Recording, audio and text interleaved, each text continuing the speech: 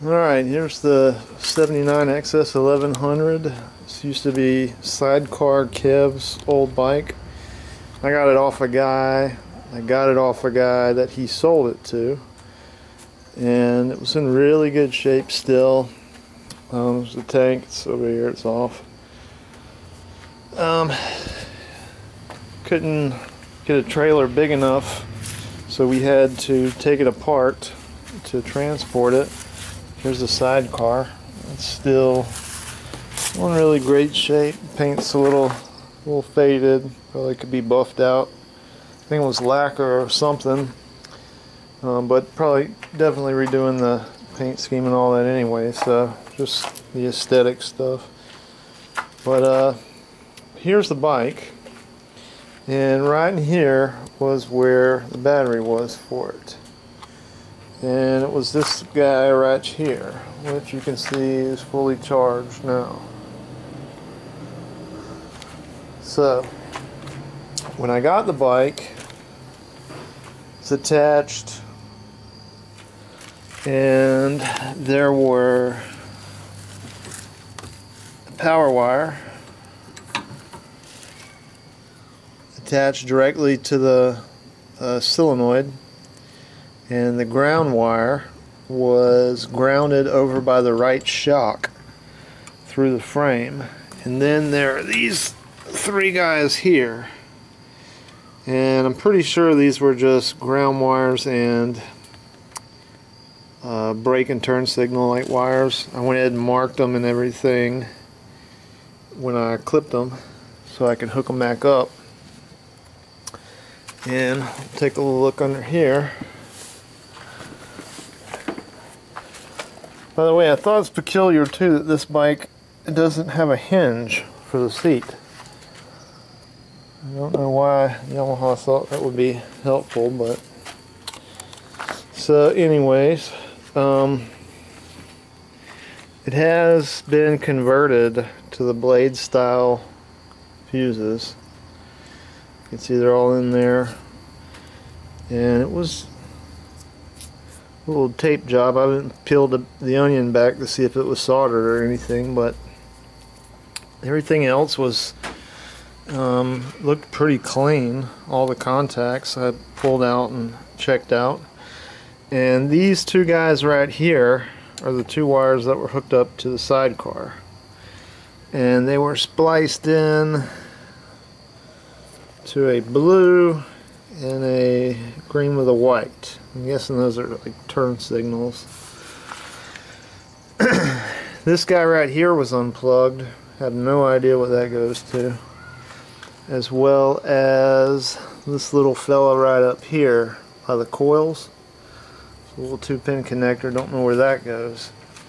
This guy right here is what I thought was the relay for the headlight. I mean, it had I read a post online that said you could jump I think it was like the yellow and the blue and the red and the black or something like that, and the headlight should come on. But I was since told by one of the guys earlier in the post that this one right here is a tip over relay. I don't know what that is, but it looks like this is where another relay went, and there's nothing here, as you can see.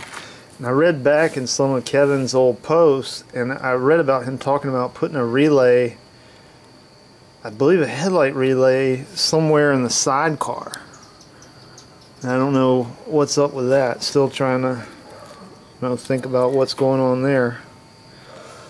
But right now I'll show you over by the solenoid. Also, I don't know where this guy goes.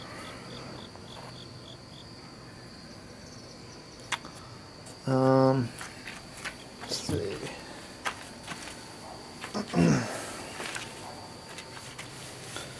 Carbs were cleaned, brand spanking new manifold boots, which made it really easy to get these carbs on. And this guy was a pain to get on. It was very fun. Then after I got it on, it was like, ooh, don't want to start. So you can see in here I just got the battery jumped straight to the right terminal post right there, and this little fella, oops, get the camera angle. This little fella here was like a chopped, a big cable. Don't know where it went to. And here's the above shot. Don't know what that goes to. And then that's just to the starter. And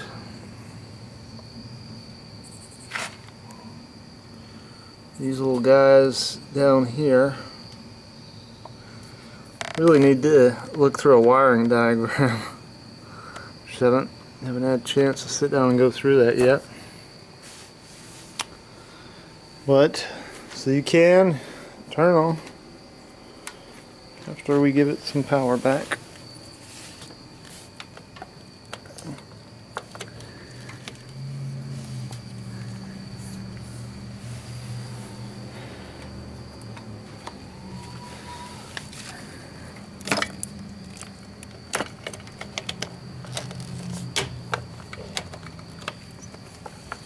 How's that?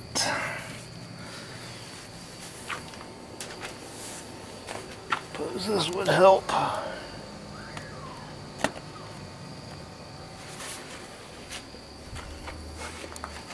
And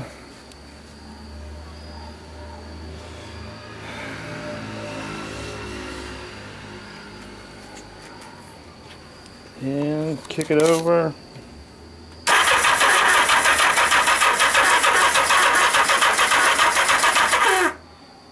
And nothing.